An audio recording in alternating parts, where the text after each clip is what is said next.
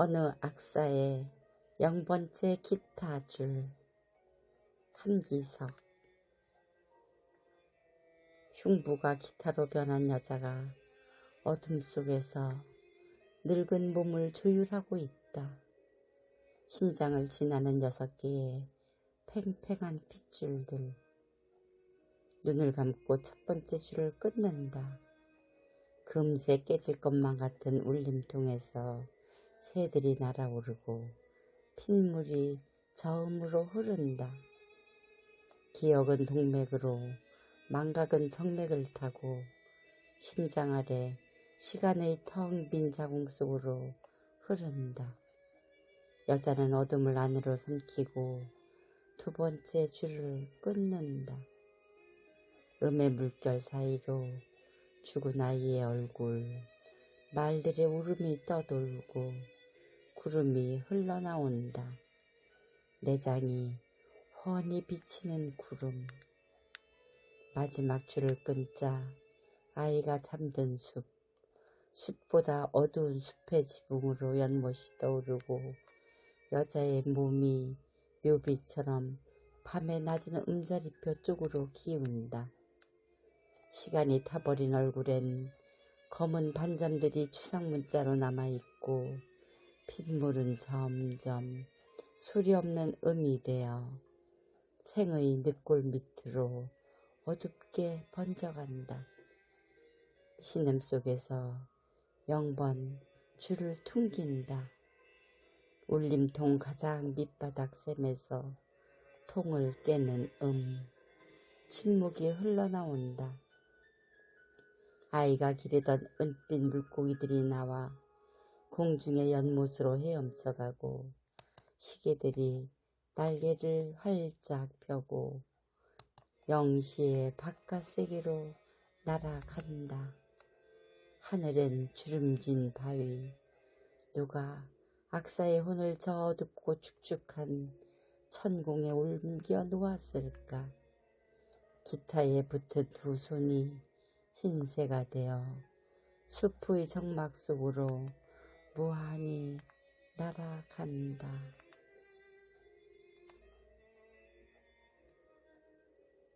하나병원 장례식장 뒤편 소각장. 함기석. 불타고 있다. 누군가 쓴 일기장.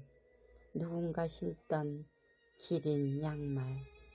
누군가 선물 받은 아름다운 목도리 눈 속에서 불타고 있다. 누군가 발이 되어준 지팡이.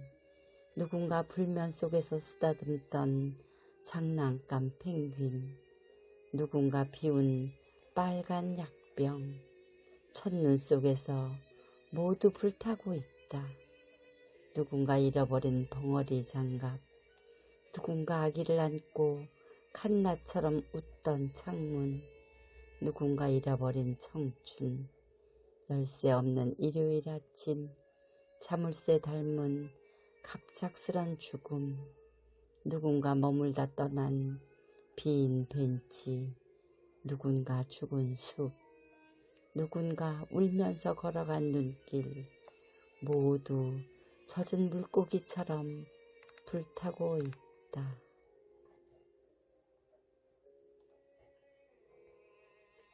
볼랑공원. 함기석. 볼랑공원의 아름다운 정문이 열린다. 꽃밭에서 햇빛과 나비들 춤추고 있다. 볼랑색 벤치들이 보인다. 볼랑새 2마리 자유로이 공원을 날고 있다.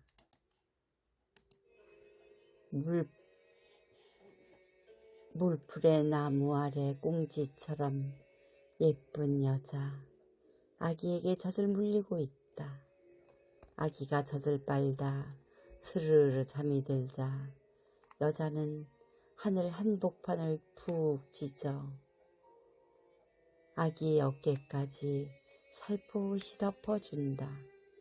찢어진 하늘에선 푸른 물고기들이 쏟아지고 여자는 유모차에서 책을 꺼낸다. 아기를 위한 자장가 볼랑송을 부르며 책장을 넘긴다. 여자가 책을 보는 동안 아기는 꿈꾸고 물고기들은 나뭇가지 사이로 헤엄쳐 다닌다. 책 속으로 사라진다. 한 청소부가 후문에 나타난다.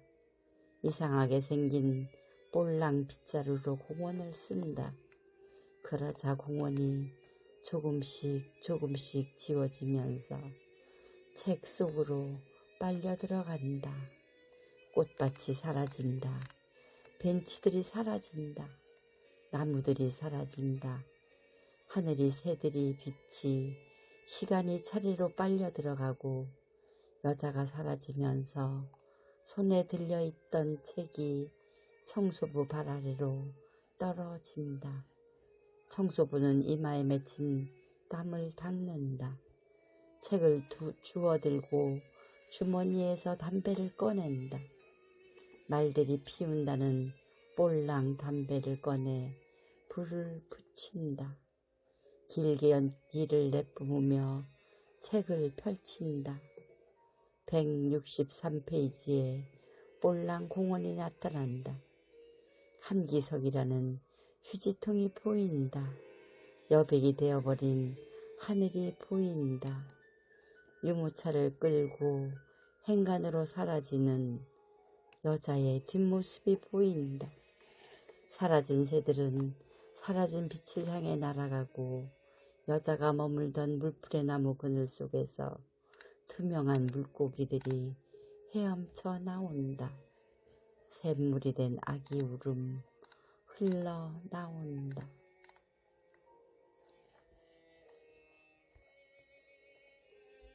밤눈 함기석. 밤눈 내리고 있다. 내일 사형집행 예정인 무고한 사람. 세 아이와 아내를 남겨둔 그의 눈빛 닮은 순한 눈이 철없이 하염없이 간밤 벽엔 손수 깎은 나무 십자가, 가시 면류관 쓴 헐벗은 예수, 기린처럼 목이 긴 국가여, 이번 생을 당신과 함께 미안하다. 그럼 내내 참혹하소서.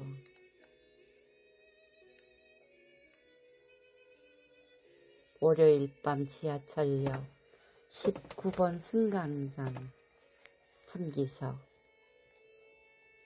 그는 내 앞에 서서 해군 마크가 찍힌 군용 의료 가방을 들고 하얀 부사관 정복의 모자를 쓰고 왼손에 찬 시계를 보았다. 초조한 눈빛으로 누군가를 기다리는 듯 그는 잠시 뒤를 돌아보았는데 짙은 눈썹에 검정색 뿔테 안경을 썼고 몹시 불안해 보이는 갈색 눈동자, 입술은 말라서 갈라졌다. 그가 입술을 오물거릴 때 승강장 N편의 컴컴한 통로를 타고 철컥 철컥 지하철 들어오는 소리가 울렸다. 그는 또 시계를 쳐다보고는 승강장 뒤편 에스컬레이터 계단 쪽을 몇 번이나 두리번 무언가를 자꾸 확인했다. 그때 그의 명찰이 보였다. 미 해군 소속 포비아 중사였다.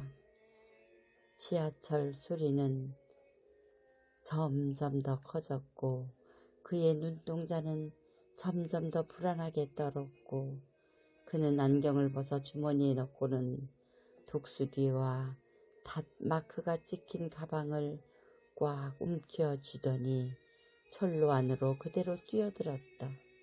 순식간이다. 지하철은 빠르게 지나갔고 나는 깜짝 놀라 눈을 감았다. 몇 초 후 깊은 숨을 몰아쉬며 천천히 눈을 떴을 때 철로 안에는 검푸른 바닷물이 찰랑거렸다. 바닥에 깔린 두 줄기 철로 위로 색색 알록달록한 물고기들이 헤엄쳐 다니고 불가사리와 홍합이 덕지덕지 붙어있다. 방금 지하철이 쌩 빠져나간 오른편 통로로 천천히 고개를 돌리자 햇빛이 환하게 내리는 백사장이 길게 펼쳐져 있다. 회색 군용 의료 가방은 뚜껑이 열린 채 감염된 구름 위에 놓여 있고 중사는 노년의 여자 환자와 해안선을 걷고 있다. 그때 빈혈이 파도처럼 밀려왔다. 나는 휘청거리며 지하철 안전선 뒤로 물러났다.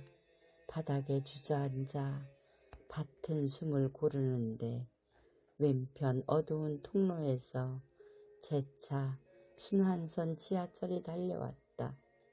가까워질수록 철걱거리는 숨소리는 커졌고 내 심장소리도 거칠어졌다. 해안선 끝 가파른 절벽 밑에서 포비아 중사가 힐끔 나를 뒤돌아보았다.